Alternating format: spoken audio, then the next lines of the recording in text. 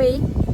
Voltamos! Então, se você está continuando a assistir o episódio parte 1 do episódio 5, essa é a parte 2, na verdade. Se você já assistiu a parte 1 e está continuando hoje, então você já sabe como foi a nossa saída do Brasil, como que foi falar com os nossos pais, falar com os nossos filhos e como foi a nossa chegada na Argentina. Algumas das coisas que a gente desfrutou lá, mas a gente vai contar um pouquinho mais sobre a nossa experiência na Argentina e, na realidade, como começou realmente a nossa missão, que foi lá.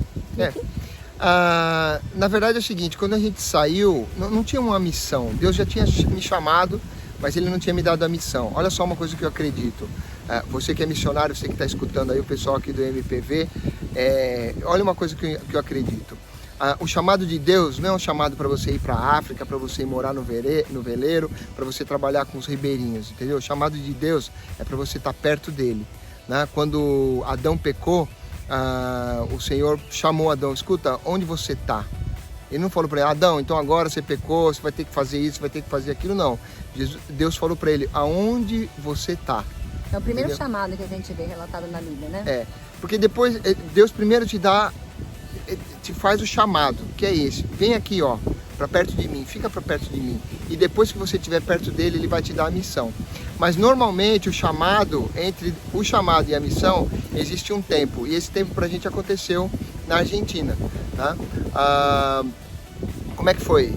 Chegamos na Argentina, ficamos 6 meses, a gente tinha autorização para fazer isso, né, com o veleiro. Eu queria dar uma pequena introdução como porque todo mundo me pergunta: Ricardo, mas como é que você faz para entrar com um veleiro em outro país, né? Tem países e tem países, né? Por exemplo, eu vou aqui fazer já um spoiler para vocês. Presta atenção no episódio de Cuba, porque vai ter muita coisa. O episódio de Cuba vai ser uma aula de como entrar num país, em conteúdo. Porque é muito complicado, entendeu? Assim, é muito burocrático, tem várias inspeções. Mas na Argentina é tudo mais facilitado, porque a gente está no Mercosul, né? Então não teve muitas dificuldades para a gente entrar. Só que eles carimbam a sua estadia por 6 meses. Você pode ficar por 6 meses. Quando eu estava para vencer 6 meses, nós voltamos lá na aduana e perguntamos: olha, nós gostaríamos de ficar mais um tempo e tal. E o cidadão que estava lá: não, muchacho, não te preocupe, porque vocês são de Mercosul e não passa nada. E eu falei: bom, tudo bem, mas o senhor pode fazer para mim uma carta aí, um aviso, né, de que eu vim aqui e o senhor, por favor, assina isso aí, dizendo: não tem problema. Ele fez a carta pra gente, carimbou, assinou, colocou data e, pô, beleza. Fiquei tranquilo. Um dia eu tava lá na Marina, depois uns 3, 4 meses, né, depois dessa história. Acho que sim. E, cara, começou a chegar um monte de policial, guarda de fronteira, marinha. Lá eles chamam a capitania dos portos de prefeitura naval, chegou também com um cachorro, com tal, um secto, entourage, sei lá, umas 10 pessoas. E eu fiquei olhando aquilo lá e falei assim: cara, eu não sei o que esse cara fez, bicho, mas com certeza é muito grave, né? Eu tava sentado assim, gaiato, com a minha bandana bem tranquilo lá, acho que tava tomando um chimarrão. Aí o cara chegou e perguntou assim: você conhece o senhor Ricardo Shoshima? E eu falei: Ricardo Shoshima, né? Eu falei assim: sim, escúchame, sou eu. Você, Ricardo Shoshima, sim. Nós temos que falar com você. E aí eu falei: cara, complicou, não sei o que eu fiz, mas alguma coisa bem grave, porque, né, tava cachorro e tal. E aí eu descobri que aquela história do prazo tinha se esgotado. E aquele cara que assinou o papel para mim, ele não tinha poderes para assinar. Eu falei: mas como é que eu ia saber? Eu fui lá no balcão, o cara me deu, o cara me falou para mim, é o que tá valendo, né? E por conta disso, eles estavam entendendo que o barco estava fora de prazo e a gente ficou preso na Argentina. Resumo da ópera, entendeu? E teve vários trâmites para encurtar a conversa. A gente teve alguns trâmites, né? Chegamos um dia lá em Buenos Aires e a pessoa falou: o veleiro você perdeu, né? E você vai ter que pagar uma multa de $150 mil, fora que nós estamos sendo bonzinho com você, porque isso daria 8 anos de cana, né? E eu falei: cara, tô bem enrolado mesmo, porque tô aqui na Argentina, num país que não é o meu, e vou ficar 8 anos em cana, né?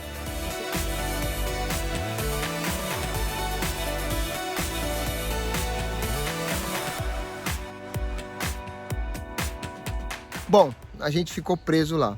E aí o que aconteceu? Quando você tá lá, assim... Na verdade, assim, eles confiscaram o veleiro, né? Não é que a gente ficou preso. Ele fala assim, parece que a gente ficou numa... Não ficamos, né? Nós A gente ficamos... não podia sair de lá, né? Não podíamos sair da Argentina, mas nós ficamos... O veleiro, ele, apesar de ele ter sido confiscado, ele continuava sendo... A gente podia continuar morando nele até que o processo todo finalizasse, né?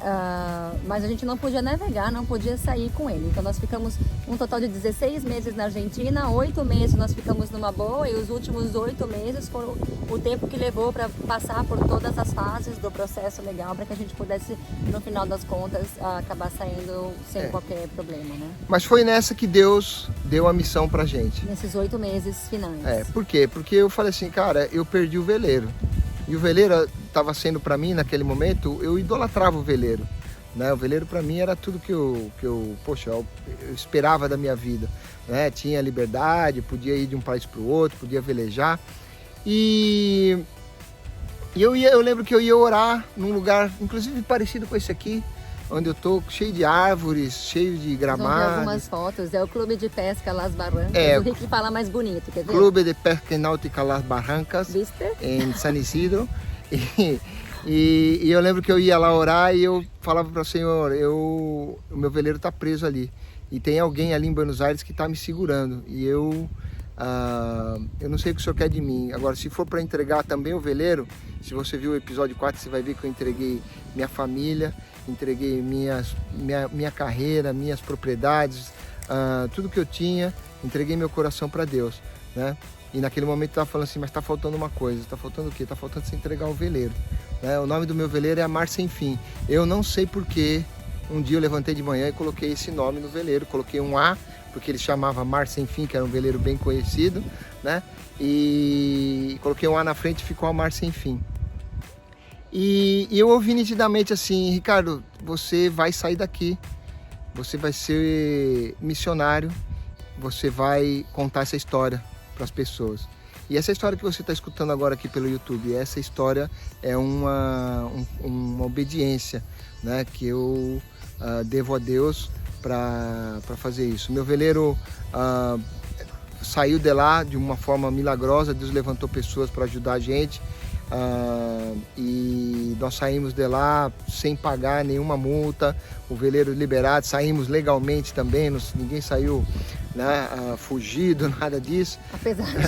Apesar de alguns amigos falarem, não, Ricardo, não te preocupe, porque com você, a noite navegamos a la noche e muito pronto chegamos ao Uruguai, em Colônia, não te preocupe, que tá tudo listo.